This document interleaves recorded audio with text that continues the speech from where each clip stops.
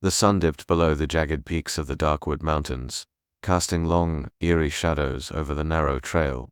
A group of 5 friends, Jake, Mia, Sarah, Ben, and Tom, had set out for a weekend hiking trip, eager to escape the dull routines of their lives. They laughed and joked as they trekked deeper into the wilderness, unaware of the dark presence that lay ahead. As twilight covered the mountains, they realized they had strayed from their planned route. The fading light turned the vibrant greens of the forest into menacing shapes. Panic began to creep into their laughter as the group fumbled with their phones, only to see the dreaded no service message. Maybe we should turn back, Mia suggested, her voice shaking slightly. Come on. It's just a little detour. We'll find our way back, Jake replied, trying to hide his own worry. Reluctantly, they pressed on, hoping to spot a familiar landmark. As darkness fell, thick fog rolled in, wrapping around them like a heavy blanket.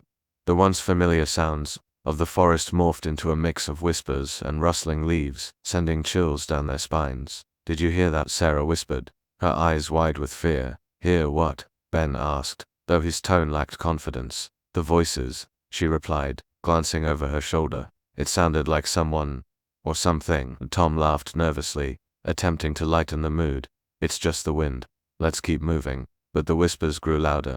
The group quickened their pace, determination now mixed with dread. As they rounded a bend in the trail, a ghostly figure emerged from the mist, a tall, shadowy silhouette with hollow eyes that seemed to draw them in. The figure stood still, a chilling smile stretched across its face. Run, Jake shouted, and they dashed down the trail, fear driving them forward. As they sprinted, shadows flickered around them, twisting into grotesque shapes that danced just out of reach. The voices escalated into a mix of laughter and cries, echoing through the trees. Turn back. Join us, they taunted, their eerie tones sending more chills down their spines. Where do we go? Mia cried, her breath coming in quick gasps. Over there.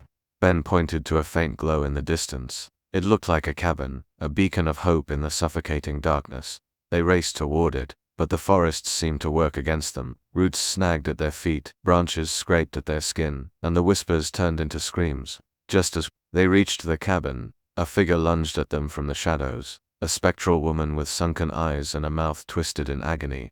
Help us, she wailed. You must not stay.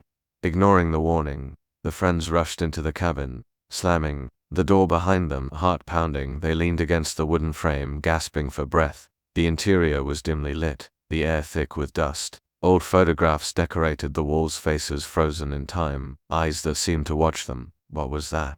Tom asked, looking at the others with wide, terrified eyes. I don't know, Sarah replied, her voice barely a whisper, but something is wrong here. Suddenly, the whispers returned, echoing through the cabin like a haunting tune. Join us, join us.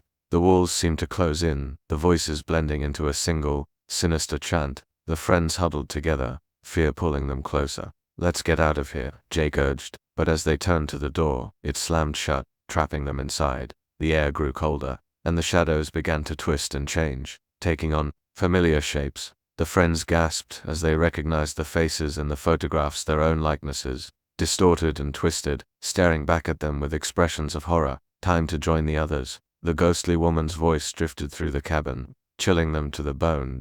In a panic, they searched for another way out, but the windows were sealed tight, the walls pulsing with an unnatural energy. The shadows began to swirl around them, closing in, their whispers rising to a deafening roar. Help us, we were lost, just like you. A realization struck Jake. The friends who had disappeared in the mountains years ago were now trapped in the same nightmare. They had become part of the shadows, their souls tied to the forest. As the darkness swallowed them, they understood the truth. They were never going to escape. The mountains had claimed them, and soon they would join the chorus of lost souls forever wandering in the mist, whispering warnings to the next group of unsuspecting hikers.